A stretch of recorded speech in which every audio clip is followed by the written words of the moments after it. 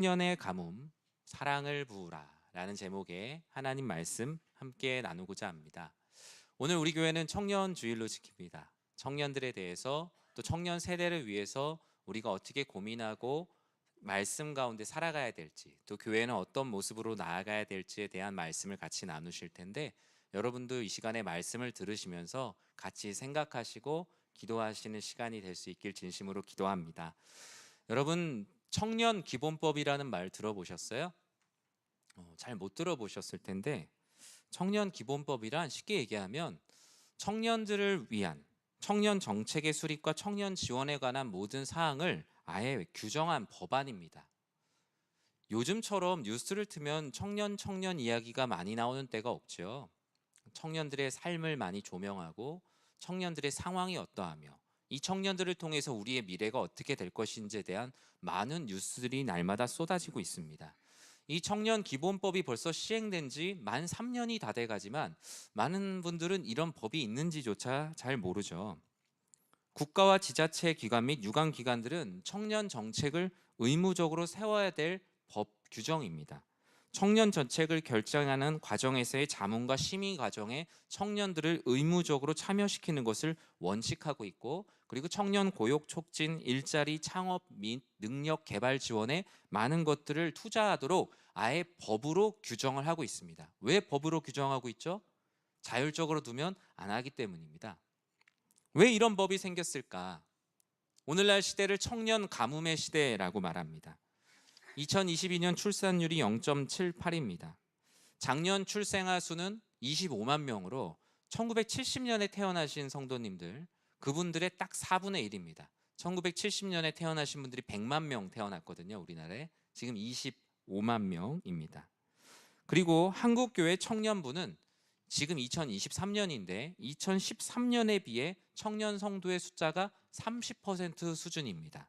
그러니까 개교회가 특정한 일이 있어서 줄어든 이유도 있지만 전반적인 한국교회 청년의 숫자가 100명이라고 한다면 10년이 지난 지금 30명이 남아있는 교회가 평균이라는 거예요. 그러면 평균 이하일 수도 있다는 것입니다. 교회가 그동안은 청년들이 교회를 떠나면 목회자를 탓했어요. 담임 목회자나 청년부 목사님을 좋은 분을 모셔오면 될 거라고 생각을 했지만 한국 교회는 지금 자성의 시간을 갖고 있습니다. 그것은 목회자의 문제뿐만이 아니라 기성세대와 교회의 문화와 같이 접쳐있는 복합적인 문제라는 것을 지난 10년 동안 절실히 깨닫는 시간이 되었습니다. 일반적인 지금 세상은 이런 청년 문제를 극단적인 재난 상태로 보고 있습니다. 재난으로 선포하고 재난에 맞는 일반법이 아니라 특별법을 만들어서 청년 문제를 해결하고 있죠. 일자리, 주거, 교육, 문화, 금융, 복지 등 그 영역을 점점 넓혀가고 있습니다. 그런데 반대로 교회는 그 영역을 더 좁혀가고 있습니다. 오히려 교회가 더 기업처럼 운영하고 있다라고 일반 경제연구소에서도 교회를 그렇게 평가를 합니다. 지금 청년들이 상황에 위기가 닥쳤기 때문에 나라가 많은 재정을 쏟아붓고 있는데 교회는 여전히 인원에 맞게 지출한다는 거예요. 청년이 줄어들었으니까 줄어든 만큼 재정도 줄이자. 마치 이렇게 지내다가 없어져도 될 것처럼, 청년부가 없어져도 어쩔 수 없는 것처럼 한국교회의 청년부는 무관심 속에 천천히 내리막길을 걷고 있다고 일반적인 사회경제연구소도 이와 같이 평가를 하고 있습니다. 우리는 청년 성도 절벽의 시대를 만났습니다. 그렇다면 이 시대 가운데 우리도 일자리, 주거, 교육, 문화, 금융, 복지 혜택을 막 나눠주는 신앙의 사은 대잔치를 하는 게 맞는 건지, 아니면 하나님이 기성세대들에게 청년들에게 궁극적으로 나눠줘야 될 것이 무엇인지, 이 청년의 가뭄의 시대에 어떻게 교회가 사랑을 부을 수 있을지 오늘 말씀을 통해서 같이 나눠보고 고민하는 시간이 되었으면 좋겠습니다. 우리 9절 상반절 말씀을 먼저 같이 한번 읽어보도록 하겠습니다. 청년이 무엇으로 그의 행실을 깨끗하게 하리이까? 아멘. 청년의 질문입니다. 청년이 기존의 사람들, 자신보다 인생의 선배인 이들에게 119편 9절은 묻고 있습니다. 제가 청년인데 이 젊은이가 어떻게 해야 신앙적으로 깨끗하게 살 수 있습니까? 교회의 모든 청년 사역은 이 질문에 대한 답을 줄 수 있어야겠죠. 그러려면 먼저 포스트 코로나 시대의 청년이 어떤 이들인지를 알아야 됩니다. 포스트 코로나 시대 2030 세대 선교를 위한 정책 협의회 기조 발제에 나선 한문덕 목사님께서 이 시대의 청년들을 이렇게 정의했더라고요. 포스트 코로나 시대 청년들은 유동성, 복잡성, 불확실성의 바다 위에서 표류한다. 인류 역사 이래 부모 세대보다 더 가난하게 살아갈 확률이 높은 세대다. 그렇기 때문에 청년들은 큰 도전보다 작은 것을 얻는 행복을 추구하고 있습니다. 다양한 취미나 활동, 취향이 존중받기를 바라는 작은 삶, 그 소확행의 삶을 살아가고 있죠. 그러나 교회는 청년들의 세분화된 특징을 잘 모르고 굳이 잘 알려고 하지 않았습니다. 기성세대의 기준으로 청년 세대를 재단하는 것이 훨씬 더 능숙하고 익숙했기 때문이죠. 과거의 전통을 그대로 청년들에게 부과하려는 특징이 대부분의 지역교회 가운데 있습니다. 그래서 많은 신학 논문이나 목회의 미래를 알리는 많은 신학 저널들을 보면 한국교회 지역교회 청년부가 부흥하지 않는 이유에 대해서 목회자뿐만 아니라 개교의 기성세대와 문화를 동시에 진단하며 개혁해내야 한다고 동시에 같은 말들을 쏟아내고 있습니다. 청년들은 이렇게 생각한다는 거예요. 어차피 우리가 정해도 승인은 기성세대에 받아야 하니 청년들은 더 이상 새로운 일들을 추진하지 않는다는 거예요. 그 진행되는 과정도 너무 길고 그리고 어차피 얘기해봐야 부딪히기만 하니까 그냥 기대를 하지 않고 아무것도 하지 않는다라는 것입니다. 그와 함께 청년부 사역자들도 교회와 여러 가지 많은 것들을 이렇게 부대끼다가 나중에는 하지 않는다는 거예요. 왜냐하면 이걸 허락받는 과정이 이 일을 하는 것보다 훨씬 더 긴 시간이 걸린다는 것을 너무나 잘 알고 있기 때문입니다. 그렇다면 이런 청년 가뭄, 청년들도 없고 청년 사역도 힘을 내지 못하는 이 청년 가뭄의 시대에 우리는 현실적으로 어떤 일들을 시작해야 될까요? 먼저 첫 번째로 오늘 본문을 통해서 볼 수 있는 것은 먼저 기성세대가 깨끗한 길을 청년 세대들에게 보여주어야 합니다. 저도 오늘 기성세대의 입장에서 말씀을 준비했어요. 청년들이 깨끗한 길을 갈 수 있는 것은 깨끗한 길을 봐야 갈 수 있습니다. 윗물이 맑아야 아랫물이 맑은 것처럼 말이죠. 교회 청년들의 마음이 마르고 갈라진 이유, 교회와 신앙에서 떠나는 많은 이유들. 첫 번째 이유는 먼저 본인의 신앙의 문제라고 말합니다. 교회에서 잘해줬는데 그냥 제가 신앙이 없어서 교회를 떠납니다 라가 일단 제일 많았어요. 두 번째로 많았던 것은 무엇이냐면 교회가 세상과 별반 다르지 않다는 것에 대한 실망감 때문이었다는 것입니다. 그리고 내가 신앙생활을 하면서 저분처럼 살아야지라는 롤모델을 보지 못했다라는 것이죠. 청년들은 교회와 사회가 다르지 않다라고 말합니다. 진실하게 신앙생활하는 청년보다 교회에 나오지 않아도 사회적 성공을 이룬 청년들에게 교회가 오히려 박수를 보내고 축하해주고 하나님께서 너에게 함께 하셨다라고 말하는 모습을 보면서 뒤도 안 돌아보고 교회를 나왔다라는 많은 청년들의 인터뷰를 보았습니다. 사랑하는 성도 여러분, 청년들에게 우리는 깨끗한 길을 보이도록 최선을 다해야 합니다. 깨끗한 인생을 보여주기 위한 우리들의 삶이 필요하죠. 우리가 하나님 앞에 완전 무결한 존재는 아니지만 여전히 좌충우돌하지만 어떻게든 그리스도인으로 살아내려는 모습을 청년 세대들에게 보여줄 수 있어야 돼요. 교회 안의 롤모델은 사회적으로 성공한 사람이 롤모델이 되는 것이 아니라 예수 그리스도 안에서 끊임없이 살아내려고 노력하는 과정 중에 있는 신앙인이 바로 참된 롤모델이 되는 것입니다. 어떻게 교회가 분열하는 모습을 보며 교회 안에서 내가 참된 신앙인의 꿈을 꿀 수 있겠습니까? 말씀과 기도보다 인간적인 관계로 점철되어 있는 그런 진입장벽을 쌓아가는 모습을 보면서 어떻게 그곳에서 그리스도 예수 안에서의 참된 사랑과 은혜를 배울 수 있겠습니까? 저를 비롯해서 기성세대가 청년들에게 깨끗한 길을 보여주려고 부단히 노력할 때 하나님께서는 청년 세대들을 신앙의 절벽에서 구원해 주실 것입니다. 저는 여러분이 바로 그 한 사람이 되시길 주님의 이름으로 간절히 축원합니다. 그것은 대단한 사람이 하는 것이 아니고요, 여러분이 그리스도인으로 최선을 다해 살아가는 그 모습 그대로 살아가는 겁니다. 만나는 모든 청년들을 위로하고 격려하고 우리도 그와 같이 살자라고 독려하는 것이죠. 신앙생활을 하면서도 인생을 가치 있게 살 수 있구나, 말씀대로 살아도 세상에서 버려지지 않는구나, 우리는 누군가의 신앙의 롤 모델이 되어야 하는 것입니다. 속칭 요즘에 많이 얘기하는 꼰대가 아닌 참된 신앙의 선배를 청년들은 교회 안에서 간절히 찾고 있다라는 거예요. 오히려 반대로 나는 절대로 저렇게 되지 말아야지. 그럼 얼마나 무섭습니까?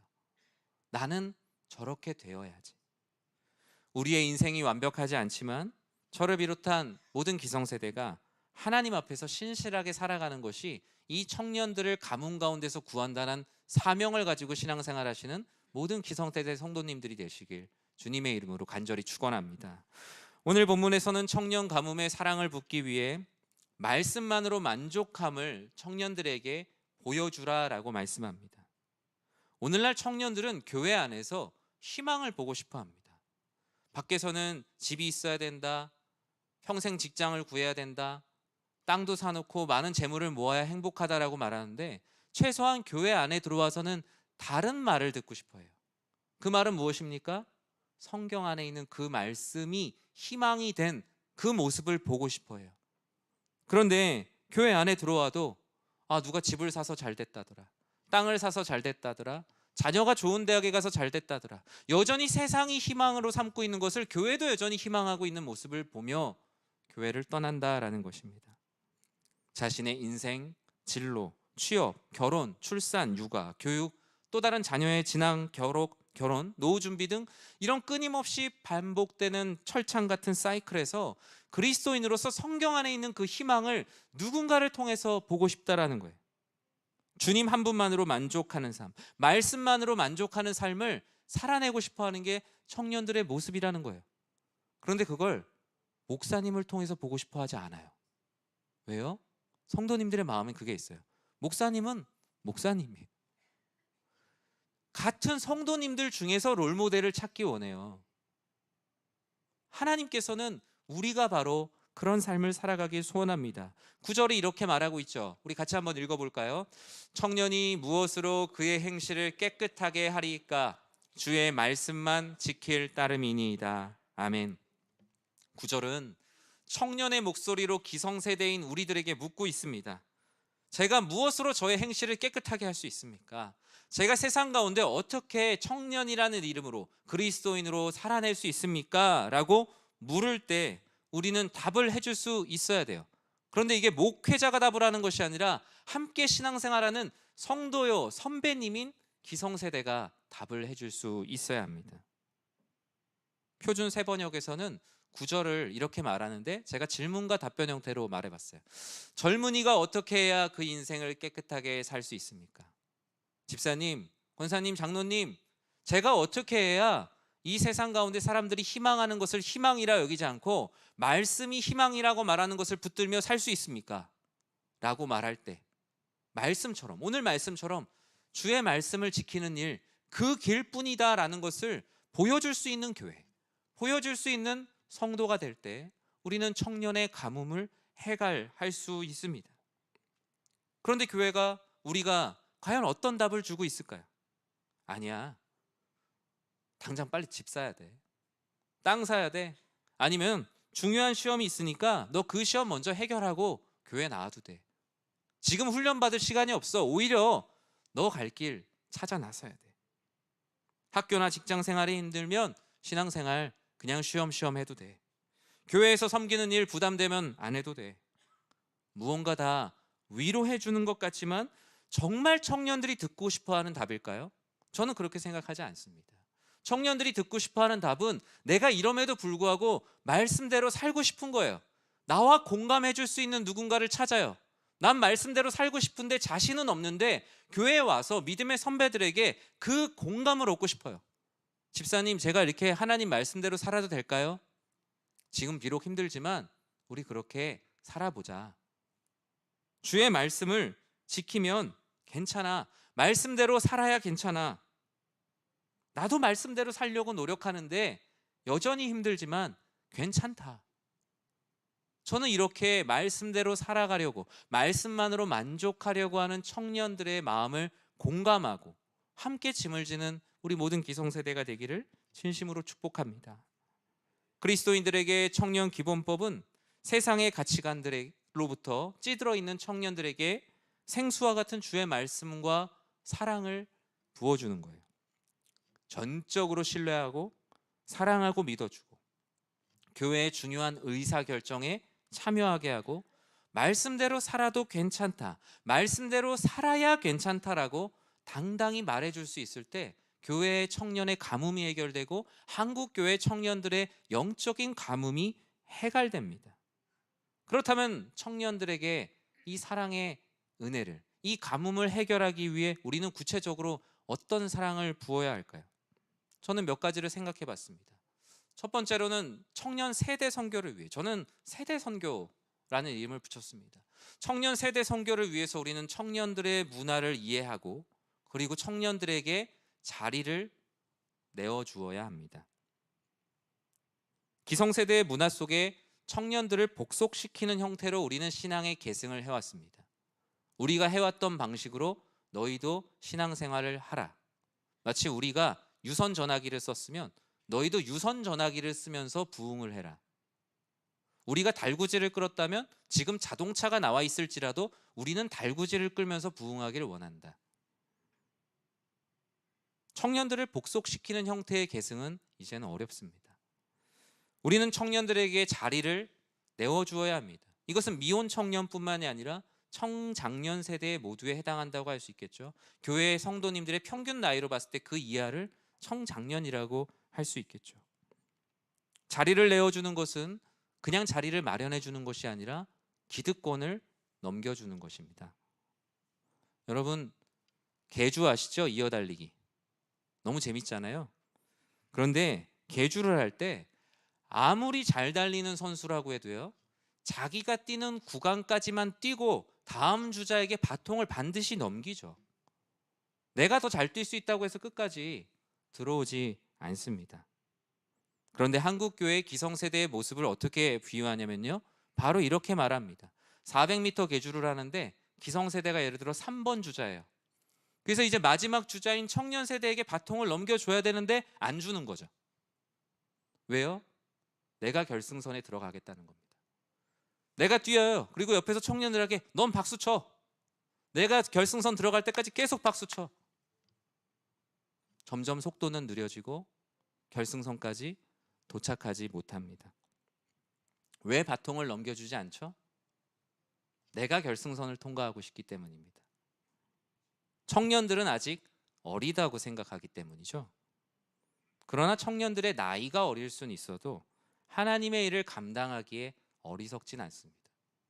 오히려 기존 30년, 50년, 100년 전의 세대보다 훨씬 더 많은 지식을 가지고 있습니다. 더 많은 것을 알고 있고 더 많은 것들을 해왔고, 이 인류의 역사는 항상 청년들이 이루어 갔어요. 우리나라의 6, 70년대에도 그 시대의 청년들이 사회의 역군이 되어서 수많은 일들을 해왔습니다. 우리 교회와 멀지 않은 곳에 한 교회가 있습니다. 양천구에 가면 창일교회라는 교회가 있어요. 전 이 교회 목사님과 아무런 이해관계가 없습니다. 만나본 적도 없고요. 하지만 이 교회의 사역들을 항상 보면서 참 저런 사역을 해야겠다라는 생각, 제가 예전에 가지고 있었던 청년 사역에 대한 스피릿이 실제로 진행되고 있는 것을 보면서 사실 이렇게 대리만족을 할 때가 있습니다. 이 교회의 사역을 보도한 보도 영상을 하나 보고 제가 말씀을 이어가도록 하겠습니다. 청년부를 중심으로 지역사회를 섬기고 다음 세대와 국내외 선교지에 사랑을 전하기 위해 만든 선교단체가 있습니다. 창일교회 요셉의 창고인데요. 요셉의 창고 첫 프로젝트 카페 시선에 다녀왔습니다. 송은주 기자입니다. 바다를 뜻하는 씨와 태양을 뜻하는 선. 카페 시선은 바다 같은 하나님의 사랑과 태양같이 뜨거운 사랑을 지역 주민과 다음 세대에 흘려보내자는 마음을 담아 주님의 시선이 머무르는 카페라는 뜻이 담겨 있습니다. 교회가 적극 후원하고 청년들이 기획해 만든 카페 시선. 로고와 인테리어 디자인은 물론 영업까지 온전히 청년들이 자발적으로 참여해 운영하고 있습니다. 그 장로님이나 교회 담임 목사님은 전혀 그거를 터치를 안 하셨어요. 그냥 오로지 그냥 물적 그리고 심적 자원을 계속 이렇게 뭐라고 할까요? 지원해 주신 거? 그게 되게 든든했었어요. 너무 감사했었고, 네, 너무 좋았습니다. 청년들이 좀 마음을 모아서 자기들의 어떤 재능과 시간과 물질을 들여서 함께 할 수 있다는 게 저는 너무 감사했고 되게 좀 든든하다라고 해야 되나? 같이 좀 이제 동역하는데 좀 기쁨을 느끼면서 하나하나 했던 것 같아요. 카페에서는 교회가 자체 제작한 큐티집도 무료로 배포하고 있습니다. 또한 성도들의 자발적인 무료 나눔을 실천하며 자연스럽게 복음을 전하는 등 교회의 울타리를 낮췄습니다. 저는 우리 청년들이 이 모습을 살펴보면서 여전히 하나님은 청년들을 통해서 일하신다. 지금도 세상에서는 소망이 없고 미래가 없다고 말하지만 그럼에도 불구하고 여전히 청년들 가운데 하나님 일하신 분명히 있기 때문에 창일교회 이사무엘 목사는 운영 수익금은 모두 지역사회 연약한 지체를 위해 사용하고 있다며 카페 시선에서 일어나는 헌신과 수고 그리고 땀방울 모두 외부를 향해 흘러간다고 밝혔습니다. 우리 예수님이 20, 30대 청년들을 제자로 삼으셨잖아요. 뭐 베드로를 비롯해서 제자들이 얼마나 좌충우돌 실수가 많았습니까? 그런데 예수님이 끝까지 품어주셨기 때문에 우리가 아는 위대한 사도로 바뀌었잖아요. 우리도 우리 청년들을 끝까지 한번 기다려주고 품어준다면 그들 역시 예수님의 제자들처럼 멋지게 쓰임받을 수 있을 것이다. 때로는 실수하고 넘어져도 그것을 통해서도 충분히 배울 수 있을 것이다. CTS 뉴스 송은주입니다. 네. 한 교회 이야기를 보면서 여러분은 무엇을 느낍니까? 이 교회는 대형 교회가 아닙니다. 우리 교회보다 좀 작거나 우리 교회랑 비슷한 규모의 교회고 이 교회는 이 사역을 시작한 지 2년 만에 지금은 학사관을 운영하고 있습니다. 결국 교회의 크기나 교세로 사역을 하는 게 아니라 교회는 비전으로 나아가는 겁니다. 어떤 꿈을 꾸고 있느냐가 성도님들을 변화시키고 신앙생활에 활력을 가져오는 것이고 하나님께서 그 사역 가운데 놀라운 은혜를 부어주는 거예요. 청년 세대 선교를 위해서 청년들이 찾아올 영육의 보금자리가 필요합니다. 제가 우리 교회에 와서 또 부교역자 때 제일 많이 들었던 말은 주변에 5개 대학이 있는데 저는 처음에 5개 대학이 나라에서 규정한 5개 대학이 있나 했어요. 5개 대학이 있다는데 청년부 부흥 왜 안 되냐, 청년부 왜 인원 안 많아지냐 얘기를 정말 많이 들었던 것 같아요. 근데 서강대에서 우리 교회가 안 보입니다. 홍익대에서도 안 보이고 명지대에서도 안 보여요. 그런데 잘 보이는 데가 하나가 있어요. 연세대학교죠. 청년 부흥을 위한 교회는 청년들에게 적선하듯 사역하지 않고 모든 것을 거는 교회입니다. 작년 성도님들에게 들어가는 예산을 과감하게 줄이고 청년들에게 투자할 수 있는 교회만 청년들이 옵니다. 우리 교회 청년부 예산 전체 규모에서 얼마인지 아시는 분들은 아실 거예요. 청년 사역에 있어서 비중을 높이지 않으면 청년들은 올 수가 없어요. 돈 때문에 문제가 아니라 교회가 가지고 있는 꿈과 비전 때문입니다. 왜냐하면 하나님은 어느 교회에 가서나 다 믿을 수 있어요. 기업하고 달라요. 작은 교회에 가서도 하나님 믿을 수 있고 이 교회에 가서도 하나님은 여전히 존재하세요. 그렇다면 하나님 나라 안에서 함께 꿈을 꿀 수 있는 교회로 가는 게 당연히 맞죠. 같이 꿈을 꿀 수 있는 사람이 올 수 있도록 청년들이 꿈을 꿀 수 있는 교회가 되어야만 청년들이 오는 것입니다. 과감하게 작년에 들어가는 예산을 줄이고 청년들에게 이래도 되나 싶을 정도로 말도 안 될 정도로 쏟아붓습니다. 그런데 이상한 게 아니에요. 왜냐하면 부모님들이 우리를 그렇게 키우셨어요. 논 팔아서 밥 팔아서 집 팔아서 빚을 지면서까지 자녀들 공부를 시켰어요. 그 방법으로 그대로 교회가 하면 교회는 부흥합니다. 교회는 영적으로 젊은이들이 차고 넘치게 되어 있어요. 왜 안 넘치냐라고 한다면 그 이유는 너무나 자명한 거예요. 저는 5개 대학 말고 제가 마음속으로 기도하고 꿈꾸는 계획이 있습니다. 구체적으로 자주 내놓은 것도 아니지만 저는 우리 교회 처음에 올 때부터 항상 마음에 품고 기도하는 건 그냥 연세대학교 자체를 그냥 선교지로 선포하는 겁니다. 그냥 우리 주변에 있어서 도와주고 이런 교회가 아니라 지금 우리 교회가 연세대학교를 위해서 무엇을 하고 있죠? 하고 있는 게 없어요. 그런데 연세대학교 학생이 오기를 바라요. 선교지도 마찬가지고 재정도 마찬가지입니다. 한 학교를 학교의 의사와 상관없이 선교지로 선포하는 경우는 없지만 저는 그런 사역을 꿈꿉니다. 연세대학교, 그리고 넓게 멀리 있는 학교까지 아니더라도 우리가 여기 있으니까, 어떤 학교를 차별하는 게 아니라 우리가 여기 있으니까요. 연대 서문부터 우리 교회까지 내려오는 모든 지역을, 그 지역 자체를 우리의 선교지로 삼는 것이죠. 그래서 그 선교팀을 만들어서 그 안에서 이곳에 있는 청년들에게 어떤 사역을 할 것인가 사역의 계획을 세우고 그들을 섬기고 그 청년의 때에 하나님의 사랑을 경험할 수 있게 한다면 그것이 해외에 10교회, 100교회 세우는 것 이상의 놀라운 은혜와 역사를 이루어 가는 것입니다. 그렇게 할 때만 청년 세대 선교가 시작되는 것이죠. 이와 같이 사역을 하는 교회가 있어요. 고려대학교 앞에 가면 성복중앙교회라고 있습니다. 그 교회에도 청년들이 있죠. 청년들이 그 전에 많지 않았는데 지금은 한 250명 정도 예배를 드려요. 이 10년 전만 해도 그렇지 않았어요. 근데 이 교회가 10년 전에 시작을 했던 것은 교회 주변에 있는 학생들의 아침을 먹이는 일이었어요. 아침 7시가 되면 교회 권사님 한 분이 처음에 시작을 했죠. 3명, 4명 교회 식당에서 밥을 해주다가 이제는 100명, 200명 그곳에 와서 복음을 전하는 것도 아니고 오직 밥 한 끼를 먹이기 위해서 지역사회에 섬겼던 그 권사님 한 분의 헌신이 그 교회 청년의 역사를 바꿔놨습니다. 어느 누구도 헌신하려고 하지 않았죠. 교회 성도가 1,500명, 2,000명이 되지만 새벽에 와서 그렇게 어떻게 항상 밥을 할 수 있겠습니까? 근데 권사님 한 분이 헌신하신 10년의 시간이 지났어요. 교회는 놀랍게 변화됐어요. 그 사역이 교회 일반 회계로 진행되는 게 아니라 기금으로 진행됩니다. 그리고 그 기금의 절반을 고려대학교 졸업생들의 후원으로 진행합니다. 교회에 안 나오는 학생들이, 졸업한 학생들이 이 교회를 나오지도 않고 신앙인도 아닌데 이 교회가 이 역할을 해줬으면, 그리고 이 교회를 통해서 내가 어른이 되었고 성장했고 하나님을 만나고 하나님의 사랑이 무엇인지 깨달아 알게 됐다는 졸업생들의 후원과 기금으로 지금도 100명, 150명, 200명의 학생들을 아침마다 먹이고 있어요. 청년의 선교는 대단한 청년 목회자가 와서 기획해서 하는 것이 아니라 한 사람이 청년에 대한 사랑을 품을 때 시작되는 거예요. 그 권사님이 청년 사역의 전문가셨습니까? 아니죠. 청년을 사랑하고 새벽에 아침밥을 먹이고자 하는 그 진실한 마음이 그 지역을 변화시켰어요. 그 지역에 큰 교회들 많이 있어요. 학교랑 가까운 교회도 더 있어요. 하지만 그 모든 조건을 뒤로하고 청년에 대한 사랑을 붓는 교회에 하나님께서는 영혼을 끊임없이 맡기신다라는 것입니다. 청년들이 찾아올 영육의 보금자리가 되려면 우리는 진입장벽을 허물어야 돼요. 많이 들었던 표현들이 있었어요.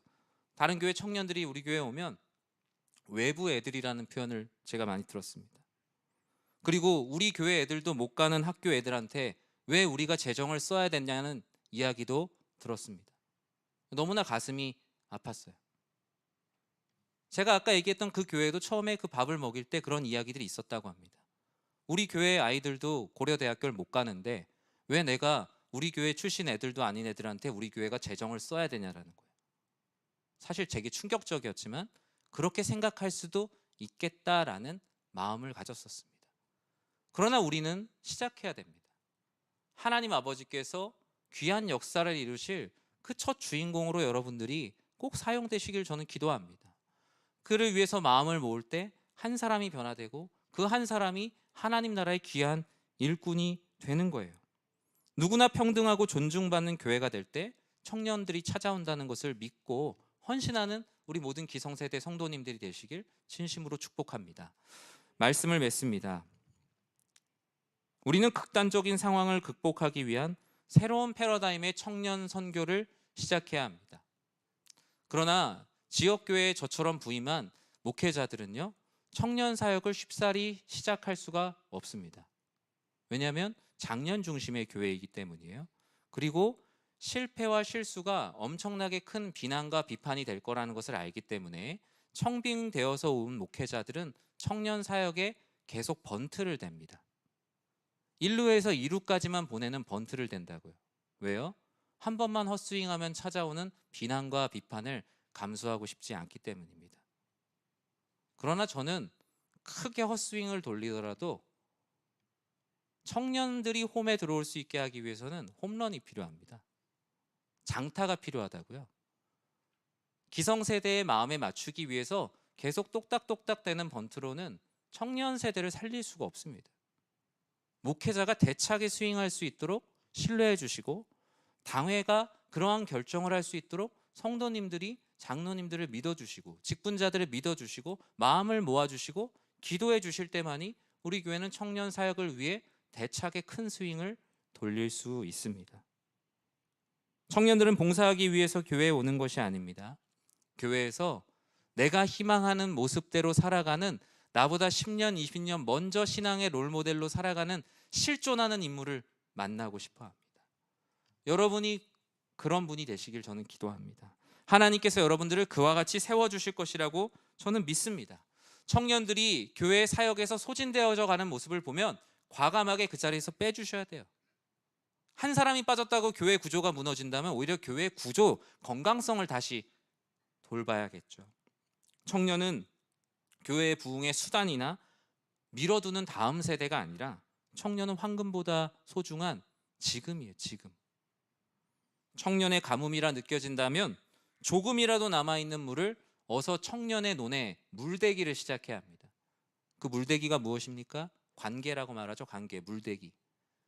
청년의 논에, 가뭄의 그 논에 물대기를 시작할 때 비로소 깨어져 있는 모든 세대 갈등들이 회복됩니다. 교회 안에 청년과 장년 사이에 쌓아두었던 모든 진입장벽이 무너집니다. 사랑은 오직 내리사랑이기 때문이고 청년들에게 무엇을 받으려 하기보다 내가 무엇을 내려줄 수 있을까를 고민하며 쩍쩍 갈라진 청년들의 가뭄에 우리는 끊임없이 물대기를 시작해야 합니다.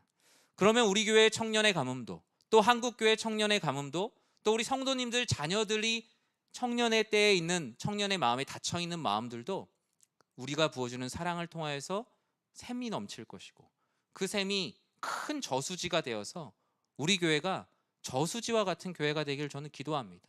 오히려 마른 땅에 우리 안에 넘치는 물을 흘려보낼 수 있는 교회, 우리 안에 청년들이 행복하고 기쁘게 신앙생활하여서 내가 앞으로 신앙생활할 미래를 신앙의 선배님들로부터 볼 수 있는 행복한 교회가 되기를 주님의 이름으로 간절히 축원합니다. 기도하겠습니다. 사랑의 하나님, 청년이 씨가 말랐다, 가뭄의 시대다, 청년 사역은 이제 끝이 났다 라고 많은 사람들은 말합니다. 하지만 시대를 거슬러가는 사람은 언제나 있었습니다. 하나님 아버지, 우리 교회가 바로 그런 교회가 되게 하시고 그러한 은혜가 우리 사랑하는 성도님들의 가정의 자녀들에게 흘러가게 하여 주시옵소서. 마음에 가뭄이 있어서 슬퍼하는 청년이 있습니까? 성도님들 자녀들 중에 신앙으로부터 떠나 회의감 가운데 사로잡혀 있는 청년 자녀들이 있습니까? 주님, 그들에게 주님의 놀라운 사랑이 부어지게 하여 주시옵소서.